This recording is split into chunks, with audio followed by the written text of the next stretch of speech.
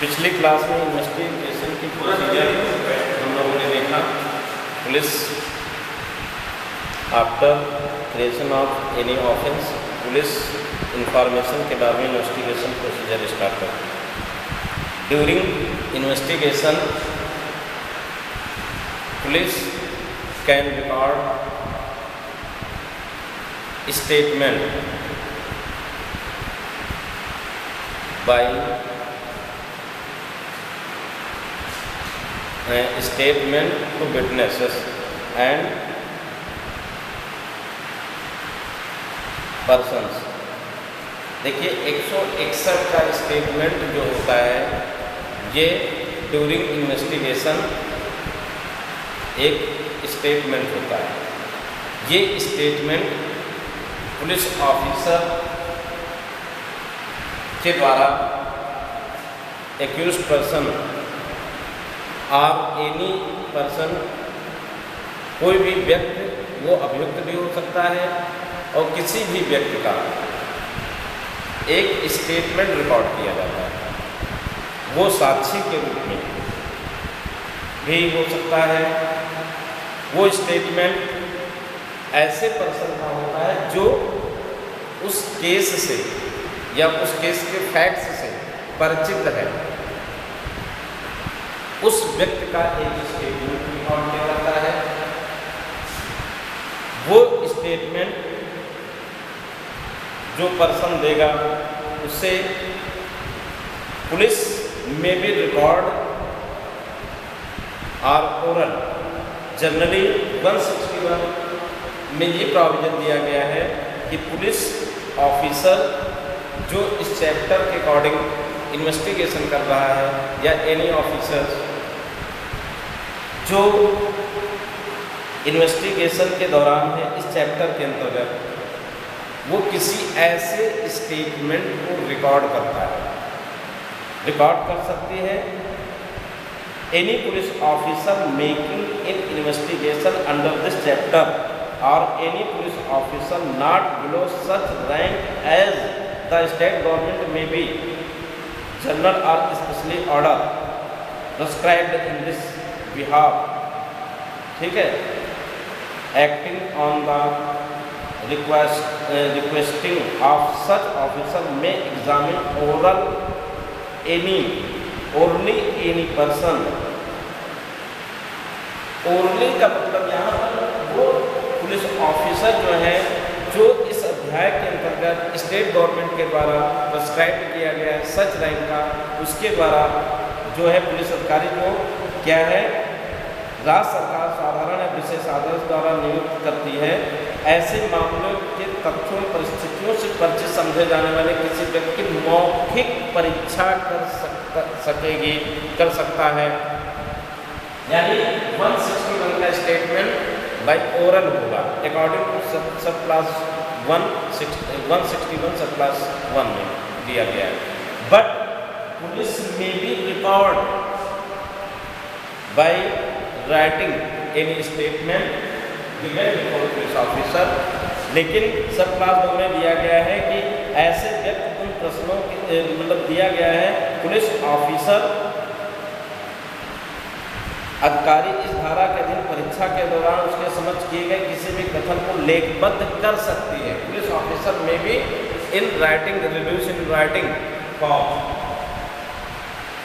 कुल मिलाकर के ये प्रोसीजर हमको समझना है कि पुलिस ऑफिसर का काम होता है इन्वेस्टिगेशन करना। ड्यूरिंग इन्वेस्टिगेशन पुलिस कैसे इन्वेस्टिगेशन की प्रोसीजर स्टार्ट करेगा।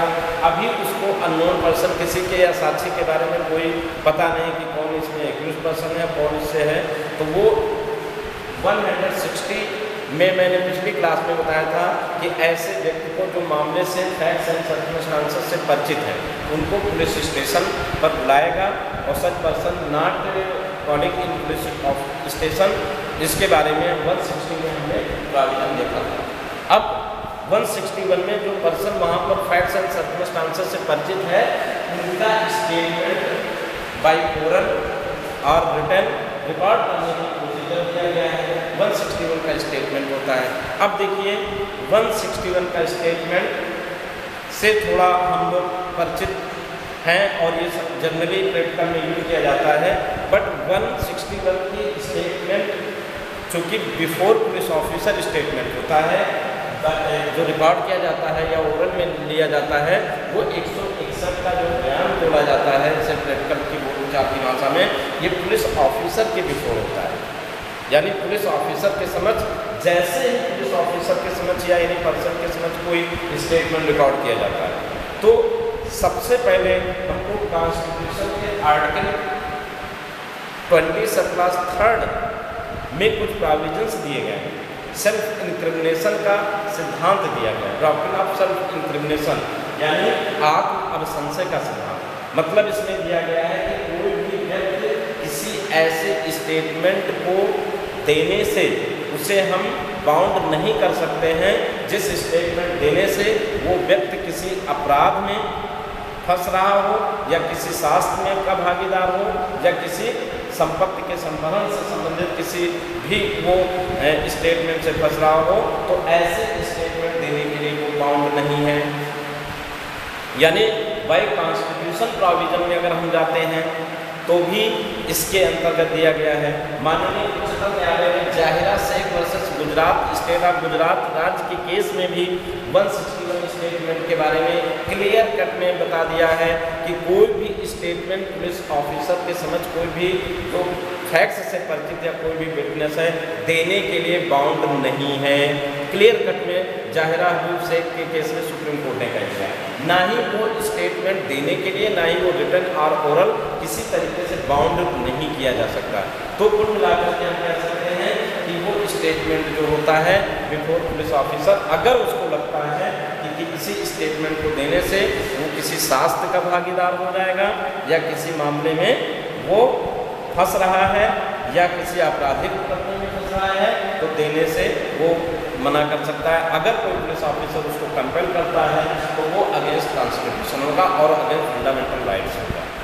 अब देखिए 161 का स्टेटमेंट, फिर भी स्टेटमेंट अगर कोई व्यक्ति बाई वॉलंटरी अगर स्वेच्छा से दे रहा है, चूँकि इसमें बताया गया है पुलिस ऑफिसर से अगर फैक्ट्स से संबंधित कोई है परिस्थिति से परिचित समझे जाने किसी व्यक्ति मौखिक परीक्षा कर सकता है। सब क्लास 2 में दिया गया है ऐसे प्रश्न उस व्यक्ति के सिवाय, ऐसे प्रश्न उस व्यक्ति के द्वारा ऐसे प्रश्न के सिवाय जो आपराधिक आरोप या शास्त्र या संपन्न की आशंका में डालने वाले हैं, ऐसे मामले से संबंधित उन सब प्रश्नों को सही उत्तर देने के लिए आबद्ध होगा। क्योंकि बेयर एक्ट में बताया गया बाउंड किया जाएगा, बट अगर वो स्टेटमेंट देने से अगर लगता है उसे किसी अपराध में फंसने वाला या किसी शास्त्र का भागीदार सेंक्शंस में अगर आ रहा है, तो वो स्टेटमेंट देने के लिए बाउंड नहीं किया जाएगा।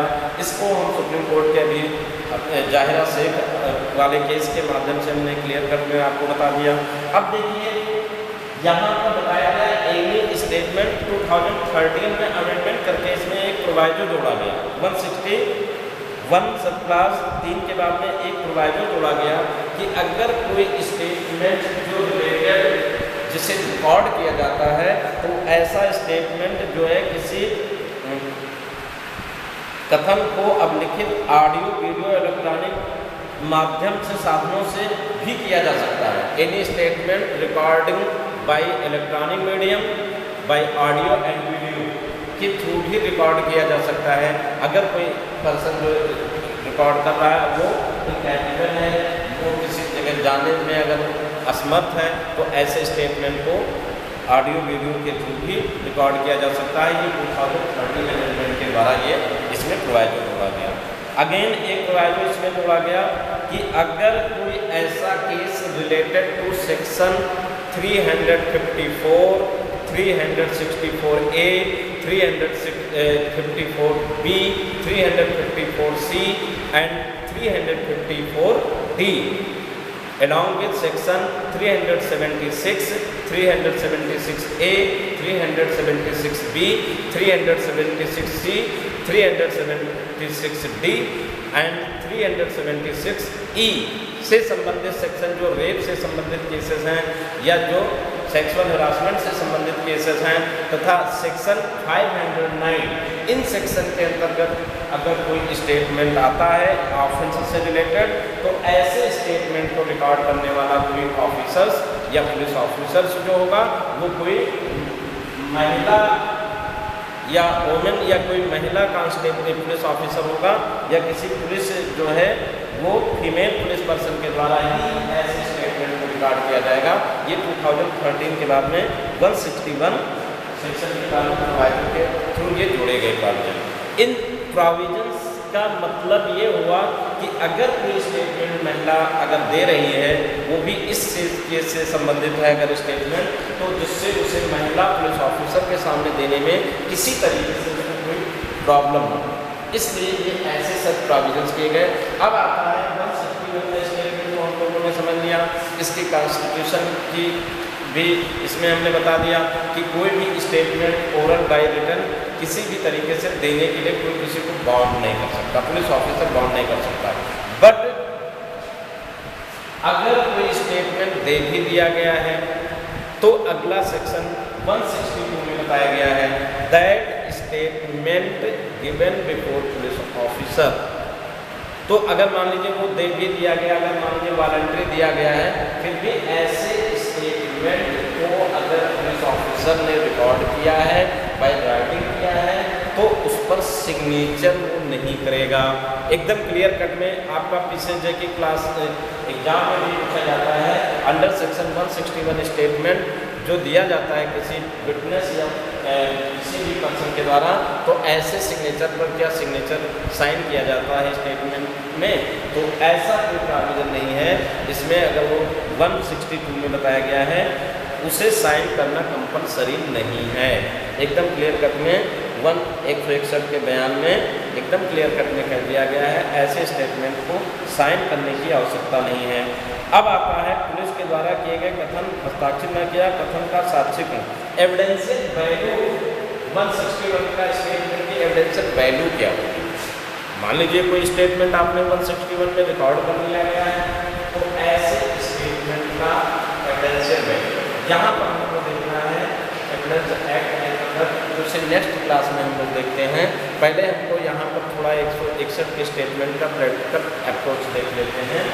प्रैक्टिकली अप्रोच क्या होता है, ड्यूरिंग इन्वेस्टिगेशन पुलिस ऑफिसर जो 161 का स्टेटमेंट जो होता है रिकॉर्ड करता है। क्यों? क्योंकि उसको हमने पहले क्लास में बताया था कि उसे किसी भी तरीके से उसको अपने उस एक्यूज्ड पर्सन के अगेंस्ट पुलिस ऑफिसर को एविडेंस कलेक्ट करना होता है, और एविडेंस उसी व्यक्ति से कलेक्ट किया जा सकता है जो फैक्ट्स एंड सर्कमस्टेंसेस से जो परिचित है, परिस्थिति से परिचित है या फैक्ट तक से परिचित है।